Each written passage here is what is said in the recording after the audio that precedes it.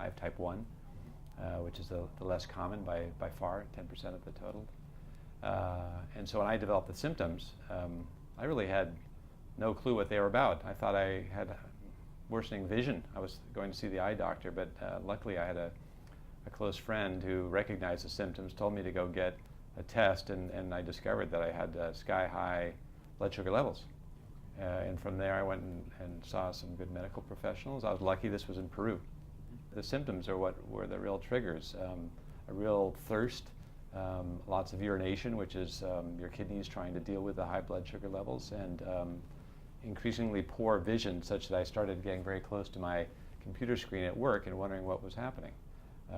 What was amazing in catching it quickly after that was that my vision popped back to normal, so that even some of the symptoms can be reversed if you address them quickly.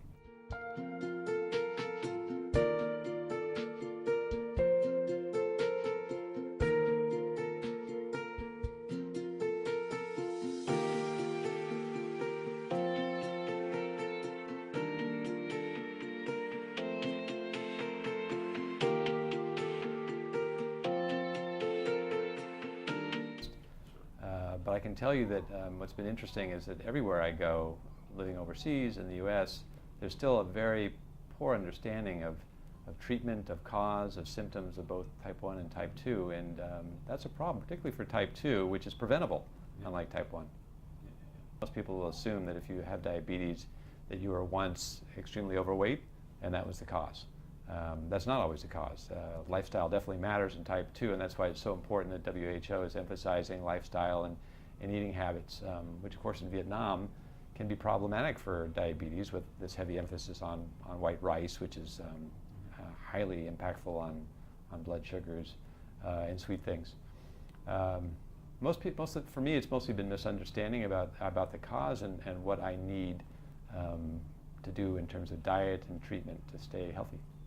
When I think of being in Vietnam, a place I love, where I've been for 4 years, I worry about the situation for children in rural areas who might be leading more sedentary lifestyles, or might be coming down with type 1 diabetes, and their families and their communities not being prepared to deal with the symptoms and with the lifetime of follow-up that's required. That's what I think really needs to be focused on, is developing this awareness of a set of diseases that is increasing worldwide and is a leading cause of blindness and many other important problems.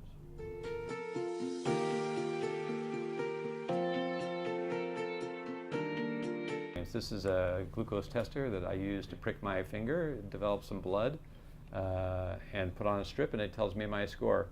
It's really important to do this, both for type 1 and type 2, because it's hard to tell what your situation is unless you're extremely low, hypoglycemic. Even after 10 years, I can't always predict what my number will be, and that determines what I'll eat and how much insulin I'll take. Insulin's a lifesaver when it comes to type 1, for sure. I have bought insulin in Hanoi. I worry about its expense for Vietnamese who don't have high incomes like I do as an American, and I worry particularly in more rural areas, because it's not even easy to find in Hanoi. There are not many pharmacies that carry it of the various kinds.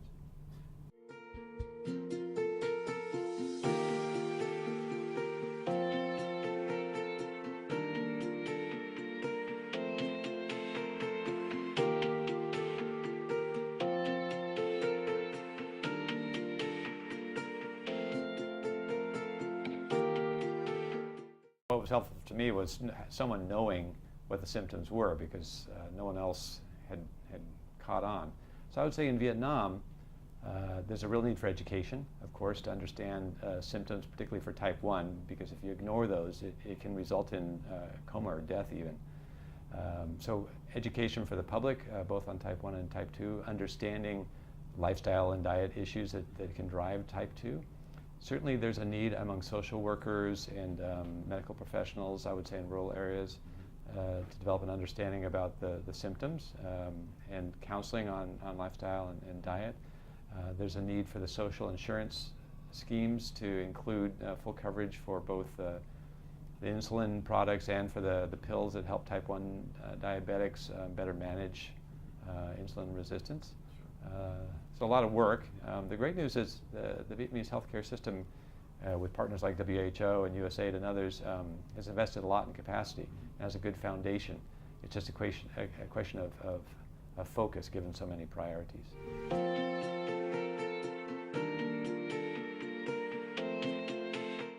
Absolutely. I think to be successful, and that means to live long and healthy, so I think everyone agrees on that kind of success, you have to focus on diet and lifestyle. That means exercise, both for type 1 and type 2, the right kind of exercise for the person you are. It means focus on diet, and I've been extremely attentive to that. I mean, I have 2 young children. I want to live a long time. I'd like to meet my grandchildren. So that's what inspires me to be extremely controlled on food and to avoid temptations like all the delicious desserts that they have in Vietnam or some of the rice dishes. Okay.